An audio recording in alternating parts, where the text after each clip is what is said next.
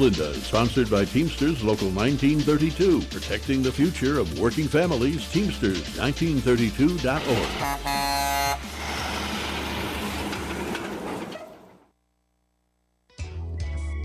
All right, good evening. Welcome to the Farron Dozier Show on KCAA Radio 106.5 FM, 1050 AM. Also streaming on the KCARadio.com website. The station that leaves no listener behind. It's Sunday night, but we got to bless the show. Let's go. When I was in my mother's womb, I had a calling on my life to do something in the glory of God and marry it like a wife. Commit myself to his word and never be led astray. And when it's all over, when he comes, I'll be glad to see that day in the morning time. All right, good evening. Welcome to the Farron Dozier Show on KCA Radio 106.5 FM at 1050 AM. Also streaming from the KCAA Radio.com website. If you got to get out of your vehicle, grab your smartphone, your laptop, type in KCAA Radio.com, click listen live or watch live. Or go download the app. Yes, we have an app. You can go download the KCAA Radio app, whatever platform you get your apps from, you Droids or you Apples, whatever. Go there and download the app. What is it? It's Sunday night. Yeah, shouts out to the Sports Collective Media, TV, radio crew. They'll be back shortly. Coach is out with his son, making sure his son gets his education in line. Shouts out to Robert Lamar, who's writing. He's a journalist now, so we're waiting for him to come back. He's out there doing all this writing his articles. Make sure you go follow Robert over there. Sports Collective Media on Instagram. What's the count on Twitter? I couldn't get the Sports Collective on Twitter. Somebody got it already, so I couldn't use that. So I used my own sports brand. What's the count for that one? What else? Facebook, Sports Collective as well, and media. What else? Today we're going to talk about, it is Mental Health Awareness Month. It's Lupus Awareness Month, so two things. Hold on. So I'm a lupus supporter, so I have dedicated some of my episodes on my other talk shows, the Farron D Show and the Farron Dozier Show, Trench Talk, say, with the military part of this conversation, have dedicated those two shows, my blog talk show, for a Lupus Awareness Month. I've been a part of the lupus community as a supporter since 2011, and so it's their month to bring awareness. September is Sickle Cell Awareness Month. August is Sickle Cell Trait Prevention Month in the city of Fontana. I'm working on some other cities right now, too, so one coming near you for Sickle Cell Trait Prevention Month. But then there's also Mental Health Awareness Month as well. So my sponsor, Comigo, definitely has taken on this conversation with their device. I actually went to a VA pain class with my buddy who's going to call in Caldwell, and they were talking about pain and breathing and CBT and things like that. So, for those of us who don't want to take medication, drugs, pills, don't want that zombie kind of feeling, there are other ways, natural. And so we're going to play the public service announcement. I'm going to make sure. Oh, I got another caller right there. Check that line, too. That might be my number 2 person. Because I got 2 callers tonight. And we're just going to have a conversation. I'm going to play the PSA a couple of times during the episode. But we're going to delve deep into some mental health topics tonight, focused around the key points that Comigo actually talk about in their public service announcement. So we're going to tie this into our sponsor.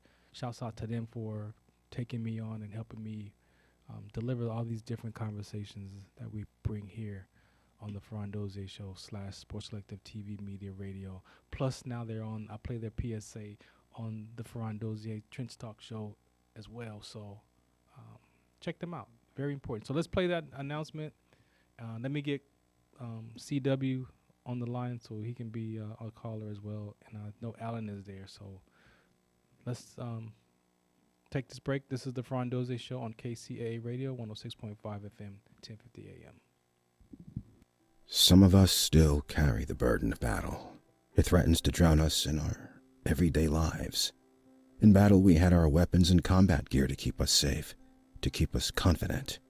But when we returned home, we were not armed with weapons and gear to cope with our own minds. I was lucky to find my combat gear, my mental weapon, and it's called Calmago.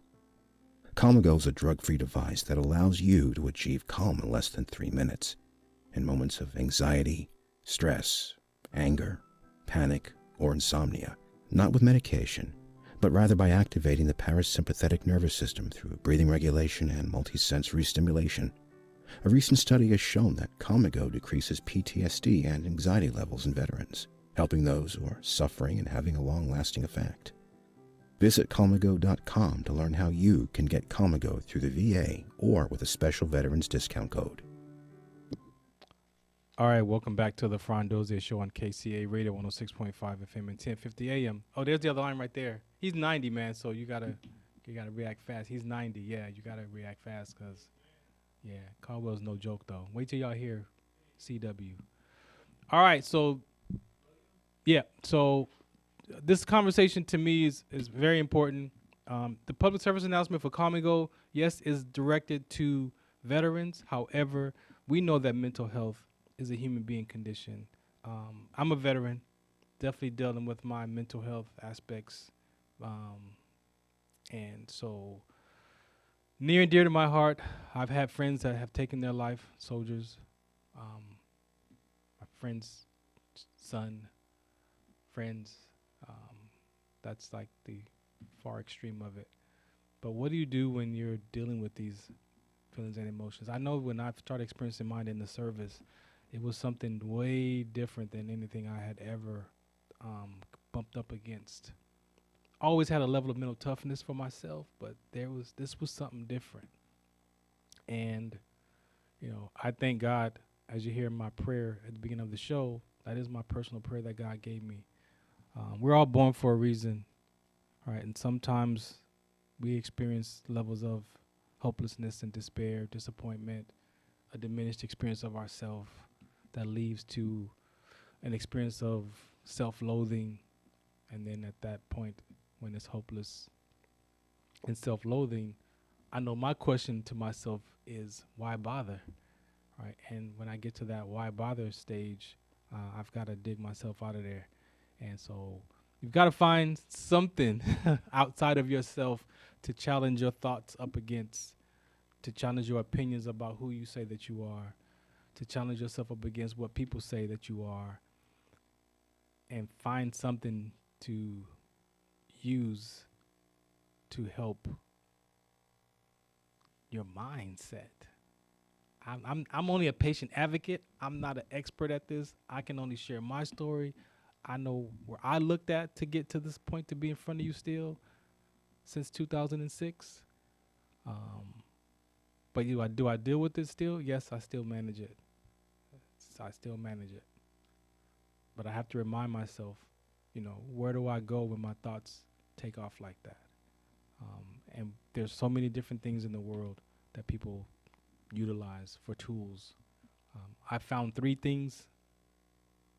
main key point things, maybe four, because I took grievance classes, because grief is one that can take you off your mark too.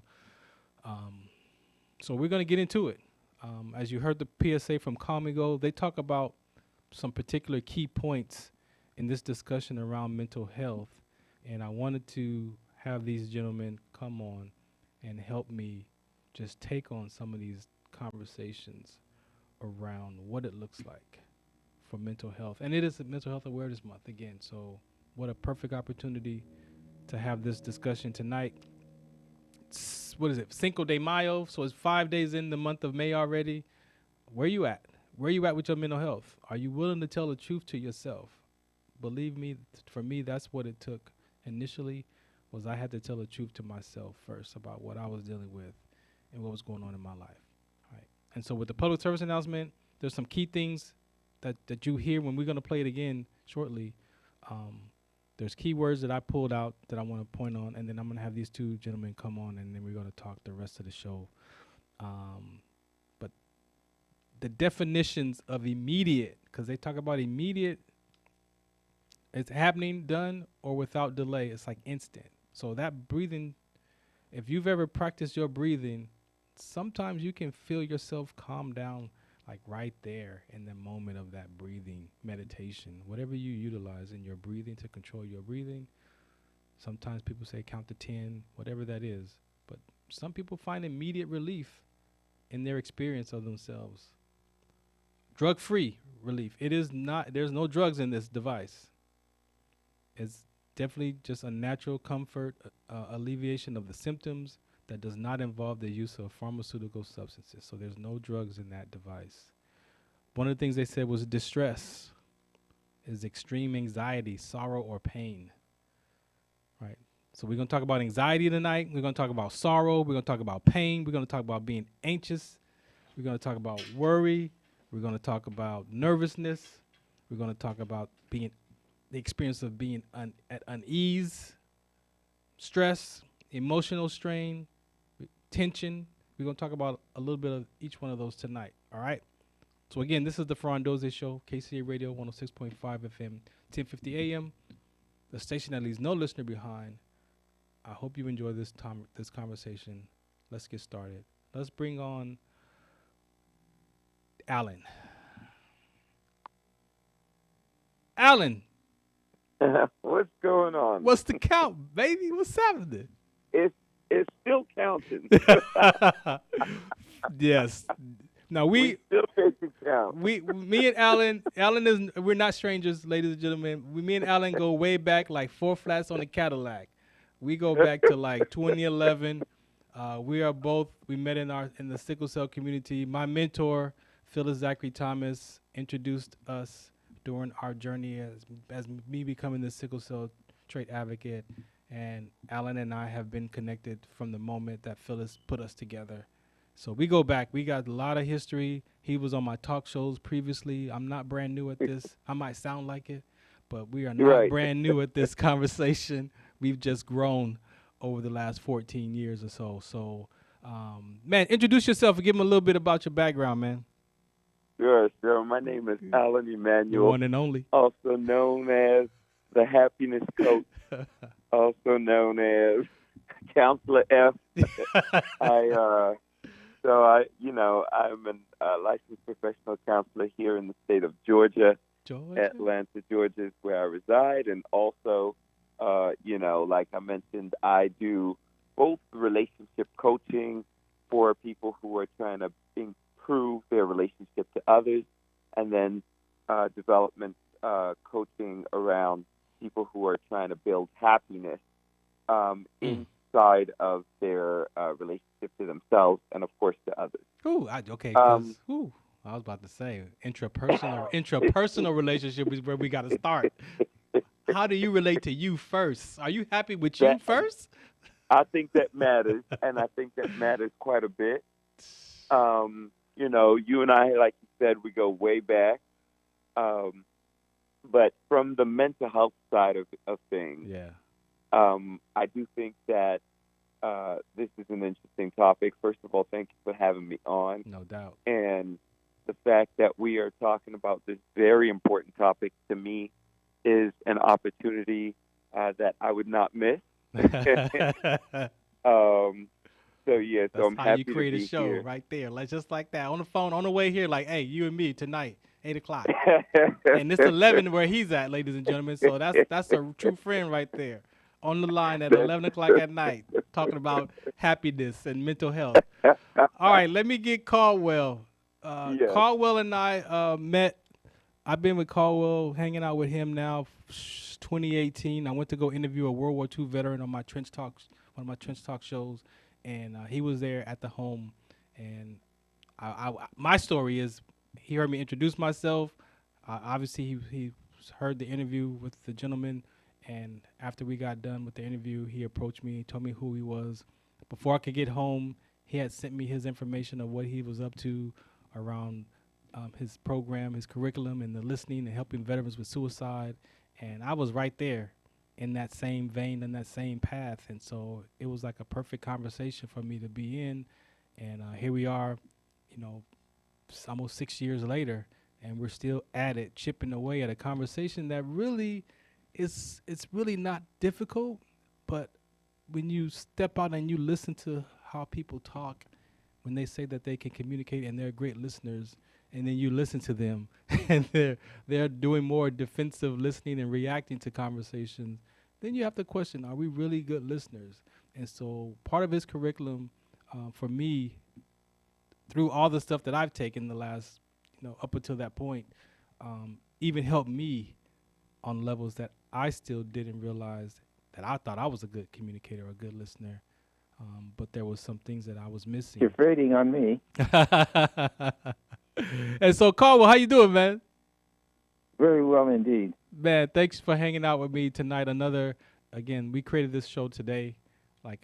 So here are my two guests. Call on me and I come running. Deco's running. So, Caldwell, give a, short introduction, and then we'll get started with these topics. April 4th, I was 90 years old. 90. So I'm an old fellow. Cha. 4 grandparents were born slaves. My parents, first generation free. When I was in high school, I read a philosopher named Henry David Thoreau, who said, the masses spend their lives in quiet desperation. And that spoke to my heart. That described my family, and my family was considered successful in their community.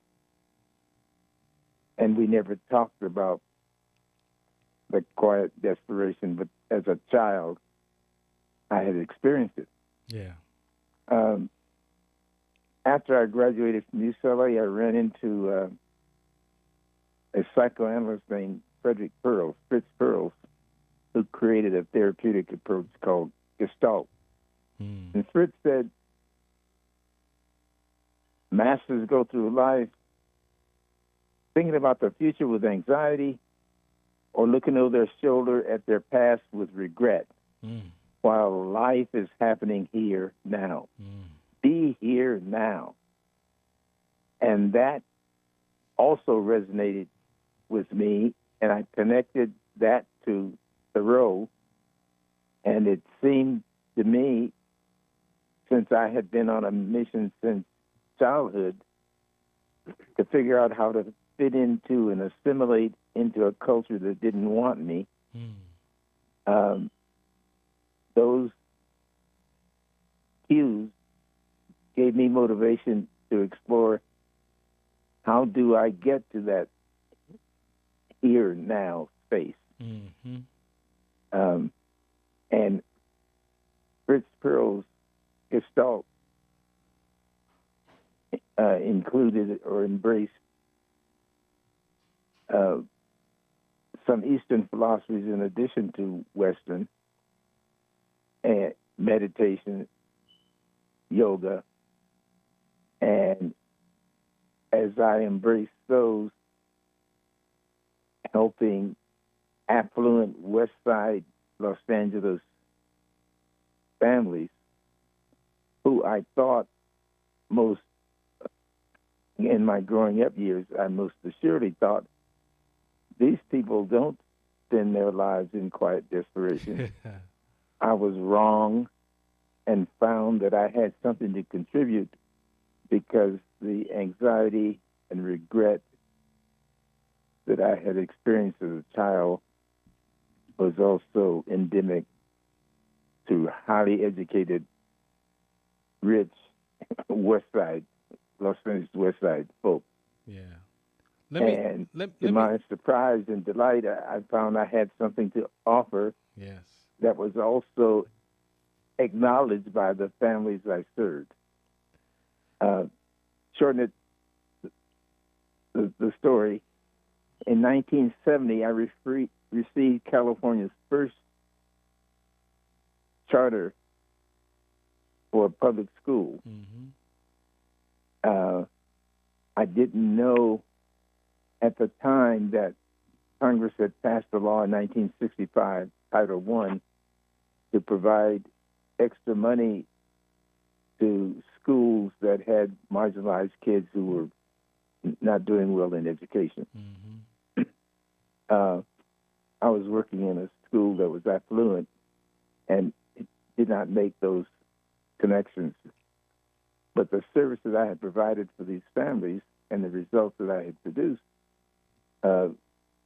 persuaded rich people to say to their board members, whom they gave financial contributions, let this man do his thing on campus, because I was doing what I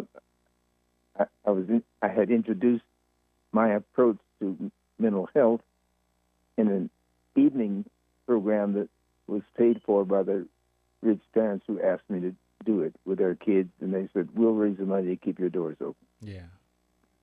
But that was 1967, and by 1970, I had my own school. Right.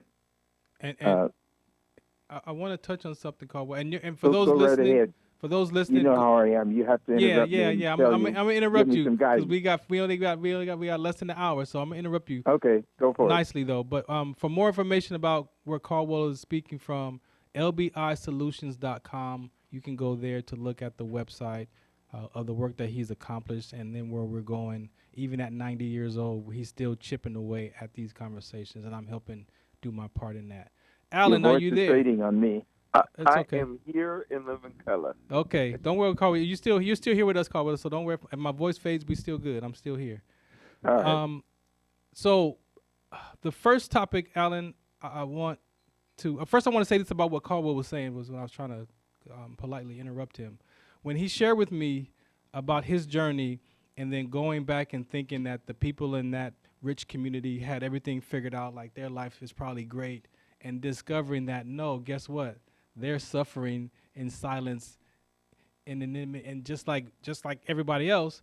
That made me think about one conversation about that we have as far as a black community is, oh, the single father, the single family, the single mother, this and that, and you got to have two parents. Well, guess what? Sometimes even if you got two parents in the house, that child is still going to be disconnected from those parents because it's a natural break in communication from that child to parent. And sometimes that father who is in the home is so driven that he's got to be, a provider, that he's not present in the home. And guess what those children need at those very vulnerable ages is the time of their parents.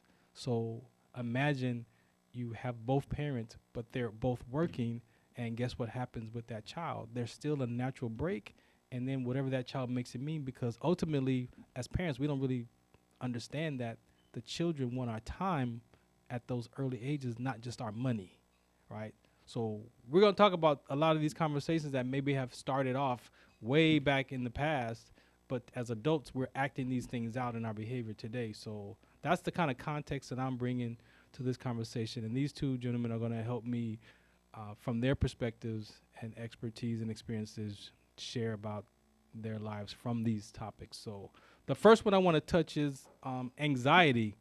For me, I had no idea what I was dealing with. I can articulate it today as the future of uncertainty and my anxiety. And as Caldwell mentioned, I was living so far in the future, and I also had some stuff in the past, but I was so far in the future that I wasn't, my present experience was anxious right now. And I had no clue that there was even a conversation in the world about what I was dealing with silently that I had no language for. So, Alan, when you hear anxiety for yourself, like what does that look like or mean? That's a great question, because to be totally transparent, I think that is something that I have learned to manage myself, and I believe that every human being has a level of anxiety that they come to the table with. Mm-hmm. And so management is about really accepting, and I like what you said at the beginning. You have to come in speak up a little bit, with a willingness. Can you hear me? Caldwell, put your phone on mute and see if that helps. Does this help a little bit? Yeah, it could just be the line. Go ahead. Are you able to hear me all right now? Go ahead. Are you able to hear me okay? Yeah, go ahead, Alan. You good? Okay. So I was saying that I like where you began the conversation around what it is to fully have that conversation with yourself about where you are, because I do think that awareness of any level of symptoms that you might experience, whether you call them symptoms or not, is the first step in actually being able to address. And that's like the most common sense approach to really any problem solving you want to you want to approach. Yeah. So, but anxiety specifically has its roots in exactly what you said, which is looking forward without the ability to recognize the present. And to bring in what Caldwell said, and it's a pleasure to meet you, Caldwell, because it's my first time meeting you virtually here. But it is absolutely true that looking into the future without awareness of the present will lead to a heart of anxiety, a mind of anxiety. And so from a very kind of mental health standpoint, I think that anxiety comes from the mind's inability to calm the fears and the concerns of the future. But there are obviously different theories of how people see anxiety. Right. You might see it through the lens of a symptom that shows up when you least expect it, and then the ability to take that symptom and translate it into either a way in which you cope and manage life, essentially may lead you down some very difficult paths. For instance, a lot of people who suffer with anxiety do lead down that road of, feeling like if there's no hope because it feels unbearable, unmanageable. A lot of times it could lead to panic symptoms and panic attacks, which a lot of people end up finding out about their anxiety through panic attacks. But the truth is that at the core of all of this, there are two basic places you can find anxiety or you can understand anxiety. You can either look at it from a biological standpoint where you say, you know what, we need to figure out how to calm the symptom down or address the imbalance in the blood and in the brain that creates that anxiety. Or I'd like to be very clear, you can also find that addressing it by simply looking at ways in which to manage that anxiety, or perhaps to completely reverse it through transformational coaching. So really speaking from two different spaces, that is the mental health space, and then, as a therapist, I would say if you're experiencing anxiety, the best thing you could possibly do is find the source of that anxiety, and I would refer you to some type of a professional to help you. Yes. Because anxiety can absolutely lead to some very serious symptoms.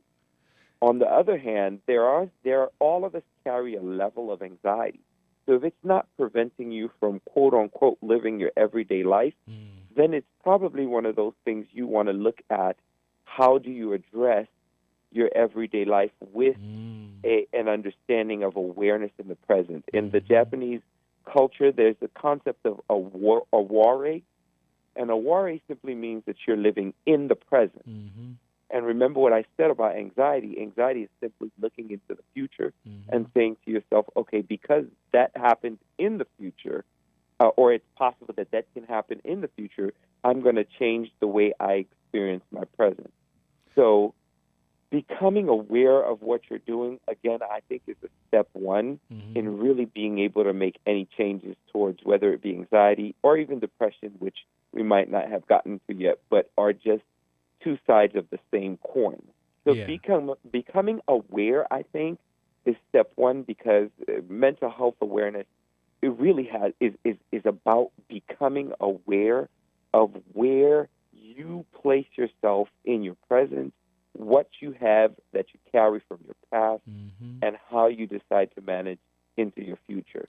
And then all of those things are really dependent on what you do with right now. So I think that's the beginning. I believe, well, for me, it was, and even inside the definition of anxiety, it was the uncertain outcomes. like we think as human beings we can control life, and that some of it you can. There's definitely some experiences that you can control within yourself, but outside forces sometimes we think we can control those as well. And I believe that was something for myself. Just looking back, like it was those those things that I thought that I had control over, that when I didn't have control over it, there surfaced that level of experience of myself that I had never felt before. And so sometimes, so if we're going to be outcomes, totally honest, yeah. what do we have control over? Well, Right? you have control over your behavior. So yeah, so I wanna kind of hone in on this and really be clear. So if we look at what's possible within a human being, really the one thing you have control over is your mind. Yeah. Right? And your mind can control your body. However, after that control ends, many people take the further step into saying, well, I want to control my situation. Right. But that's where the anxiety, the depression, a lot of these other experiences begin, is because you now are beginning to take steps into something that really requires you to first master yourself. If you desire a change in your situation, it starts with self-mastery. And so this idea that, you can change the environment, you don't know what's going to happen the next second. You don't have control over that. What you do have control over is how are you going to respond to that next second? And do you have a framework that will allow you to respond? Right.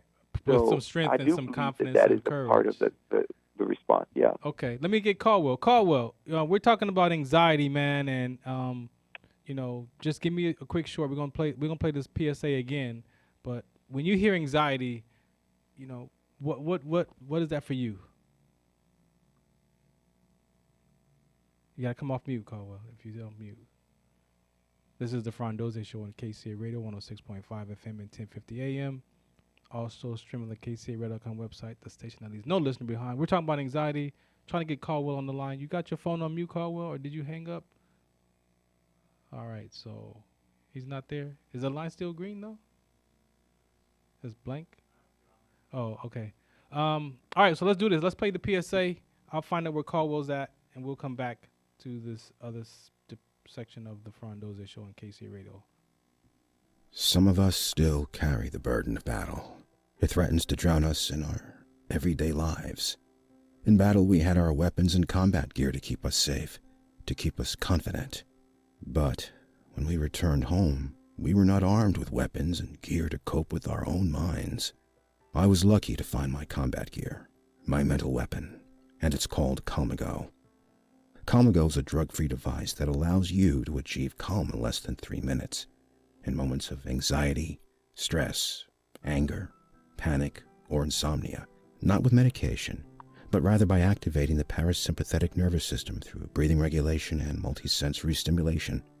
A recent study has shown that Calmago decreases PTSD and anxiety levels in veterans, helping those who are suffering and having a long-lasting effect. Visit Calmago.com to learn how you can get Calmago through the VA or with a special veterans discount code. All right, welcome back to the Farron Dozier Show on KCA Radio 106.5 FM and 1050 AM. Make sure you go to FarronD.com if you want more information about what I'm up to in life. WDCONSCT.org for the sickle cell trait conversation. www.rabdo.info if you want information about the Rabdo part of this conversation of my life. But then everything else from speaking at Can church. You hear me? Yeah, I hear you, Caldwell. Hold on. From everything else at FarronD.com. All right, Caldwell. We're talking about anxiety, man. So give us just a brief. I heard ahead. part of what you were saying. Okay, go ahead. The quest of every human is to belong somewhere. Mm-hmm. We're all we're social beings, and we need to be included in some social group. I'll give you an example of my view of one little segment of anxiety-producing behavior. I have a 13-year-old grandson who experiences anxiety. He's a very popular A student. And when he was, 2 years ago, when he was graduating from elementary school, his anxiety was, will I be able to be as successful in middle school where I'm going to have 1,000 peers and 5 different teachers? That scares me because I've mastered one teacher and 20 peers. And if there were a valedictorian of his elementary school, he would have been elected. So I said to him, I was in my 80s at the time, 88. I said, what I discovered, Milo, is life unfolds incrementally. And what I've learned is do the best you're able to do where you are, and you will notice in the next space you navigated that successfully. He went on to middle school and has been very successful. 2 months ago, he spent part of his birthday with me, and his anxiety was about, I'm beginning to get some fuzz on my lip, and peers are teasing me about that, and I'm worried about becoming a teenager. So, again, focused on the future rather than the present, I said, talk to me about what's going on in your life right now. He likes his classes. He got all A's on his report card. He's popular among his friends. And the teasing about the fuzz on his lip was his translation of what that meant. And I reminded him of the conversation I had with him 2 years ago. I said, remember elementary school where you were anxious about going to middle school? He said, yeah. I said, you're right back in the same place. And the same phenomena is true now. I'm approaching 90, and if I worried about the future, it would be, gosh, I'm not going to be here to see you grow up. So what I'm doing is enjoying your presence and our opportunity to get to know and love one another now. Yeah. And that made sense to him, and it relieved his anxiety, but it hasn't solved his problem because he's a child, and he's growing up, and he's in transition, and the brain is maturing, and the genitals are maturing, and this process will go on lifelong. Right. Transitions will go on lifelong. Right. And I think he's coming into the age where educational information can help him shift from anxiety about the future and put more of his energy on his present situation. Okay. Thank you. There might be, I shouldn't say there might be, there most assuredly are other conditions that trigger anxiety for individuals. Yes. But I know from my observation and experience, and I'm really empirically oriented, observation and experience, instead of academically oriented toward research. Anxiety about the future is often connected to transitions that people are going through. Worrying about, will I be included in this next, in this thing that I'm in, where I'm not in control? Right. I can't think I have my situation pretty much in control, and I'm feeling pretty good right now, but how am I going to hold on to it? Right. Thank you. And I believe, now we dealt with anxiety, and for me, Carwell, what you're talking about from your curriculum is how to manage change. This next one I want to touch on before the show's over for sure is sorrow. Farron, Yeah, go ahead. You want to respond to that? Yeah. Go ahead. I just don't want to leave the conversation without saying this one piece. Go ahead. You got it. Which is, just from the perspective of, and I like what Caldwell said about this idea of anxiety coming up for the future. I do want to kind of support that with another piece that's important to consider, which is that there are people who come into the conversation of anxiety around what we call generalized anxiety, which is they couldn't even pinpoint where the anxiety is coming from. And so sometimes when that happens, and depending on how it shows up, I used to work as an assessor for the Piedmont hospital systems all across Atlanta, and I would see people who would come in all the time who really either had been through therapy or have not been through therapy, but just have no way of being able to figure out where that anxiety lies for them, why it's coming from. And that generalized anxiety oftentimes requires whether it be medication or some type of treatment long term to really help the person gear down to where the actual source of that anxiety is coming from. So the anxiety is such a wide spectrum, right? So it does bear to make the comment on this, that when anxiety shows up, don't assume that all anxiety is the same. However, a lot of the similarities that you will find oftentimes, and I say often because, like I said, it's not a 100% spectrum, but oftentimes they do stem from exactly what Caldwell said, which is that just this need to be in the future rather than in the present.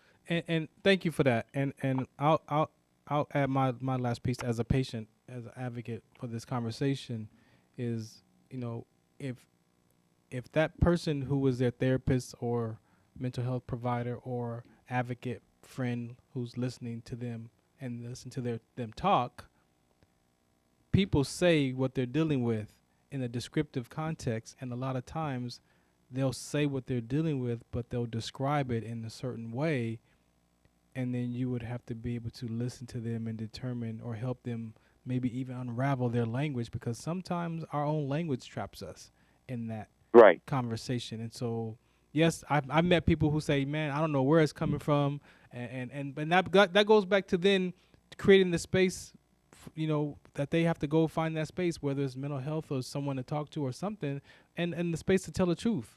Because I believe if you're willing to tell the truth about where you are in life versus saying I'm struggling, a lot of times it's hard for humans to tell the truth because we don't want to be judged. You might not be my friend no more. You might not like me. You might whatever. And that, what Caldwell to me is pointing to, is also that sense of belonging, because if I tell you what I'm dealing with, there could be shame.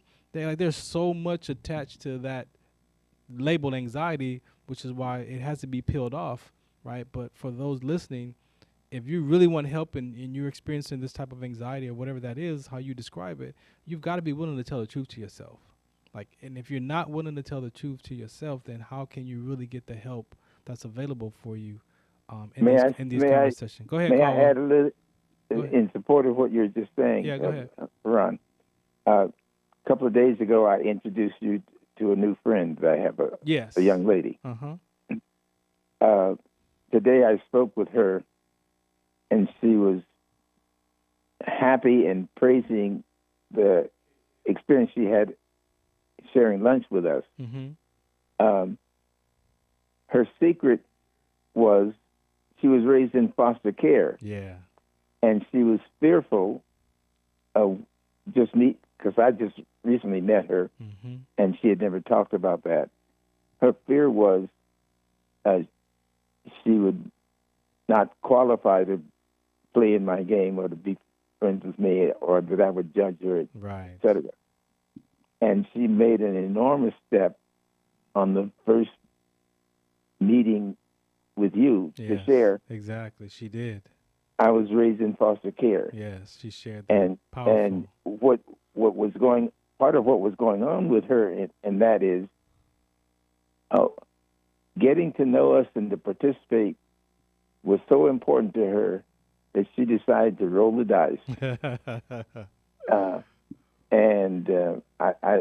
I was able to say to her, "Good choice." Yeah. Thank you for sharing that. Yeah. All right, I appreciate you. And that's a true statement. That was just the other day. We had lunch with her, and she was very, she didn't really want to say what her part of the story was, but then, like he said, you could see she threw the dice in, and she openly shared her life experiences, and no one judged her. Like, we connected on another level with her. So I'm grateful that she's even interested in participating with us in this conversation. All right, so we got a few minutes left. I got to play the Comigo PSA. We played. I got it 2 more times. So I want to touch on this one before we get out of here, and it's sorrow. And I believe, for me, my grandmother passed in '95. I've had a lot of losses. We've all experienced a level of loss, but the loss with my dad even was different than the loss of me losing friends in the military, losing my grandmother, having a dog that got killed, ran over one time, all that. Like, but this loss that from my father was different. It was different, and I almost got reared off track again after I had reached this point of where I was okay with life and life was working out and I was in school, and then my dad passed unexpectedly. And so the word is sorrow, and it's a deep feeling of sadness typically caused by a loss or disappointment. Sorrow can be profound and affect one's ability to engage in daily activities, often involving a grieving process when related to loss.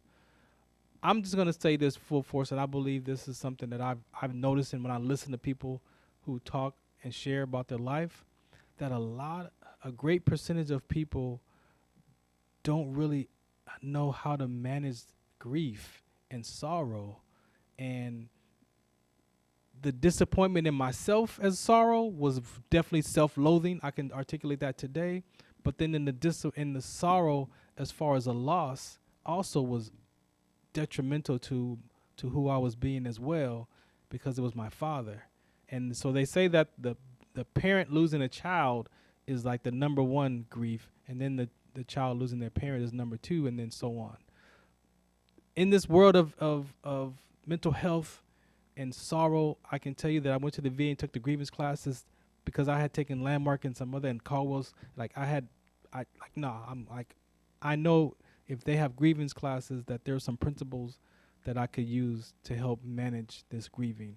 And the biggest thing that I learned from my grief and sorrow from the loss of my father was I altered how I talked about my dad's passing.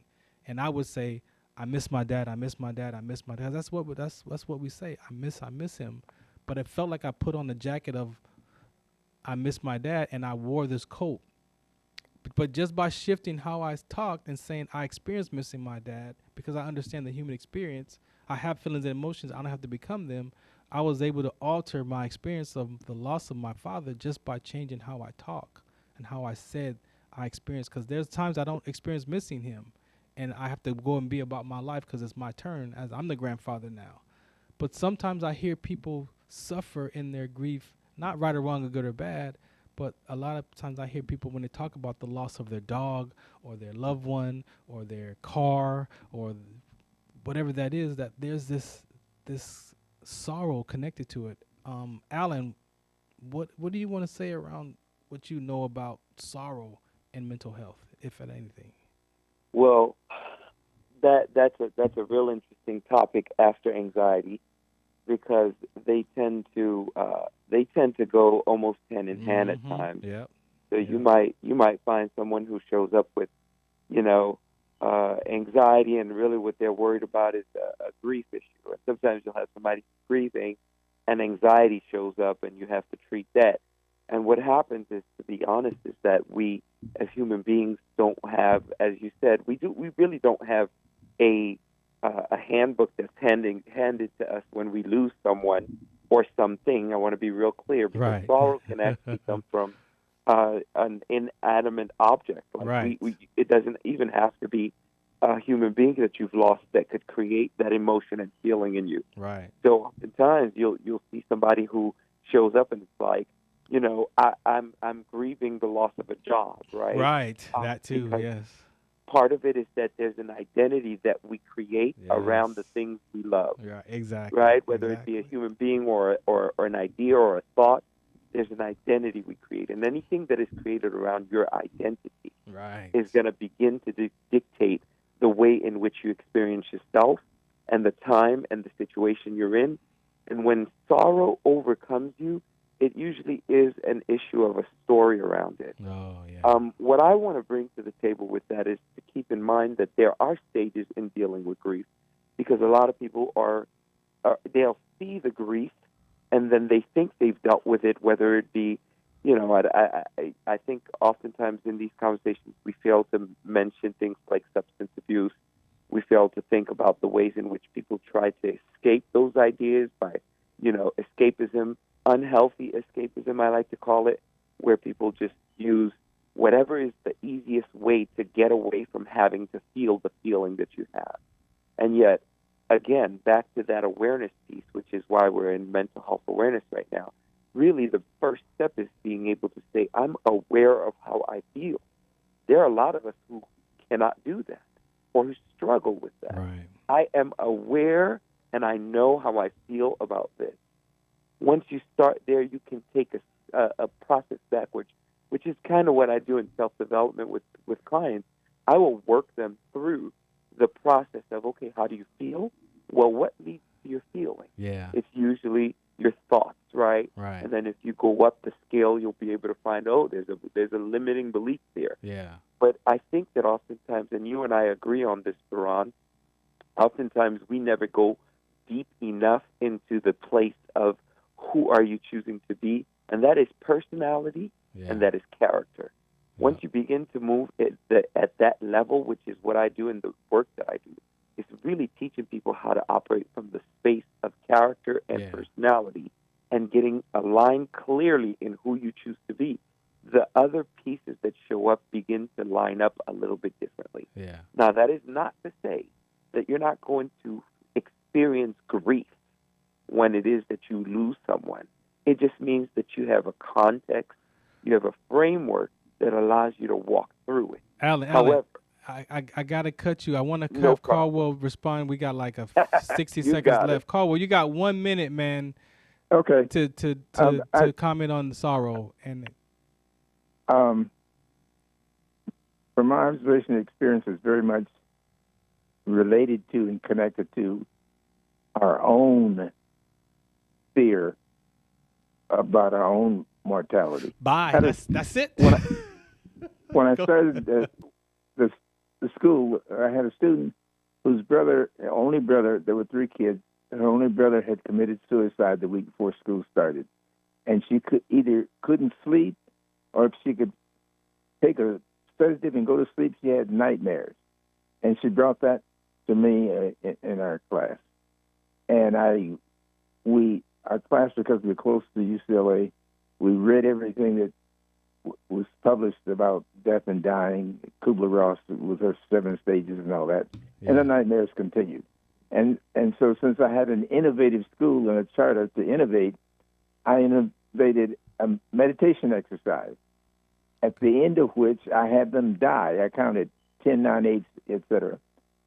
And then we shared what we got. And a class of about 25, 30 people. You got to get to the end, Caldwell. Her nightmares stopped. And when we talked about it, every student had a different experience. Some were old and just went to sleep, etc. Right.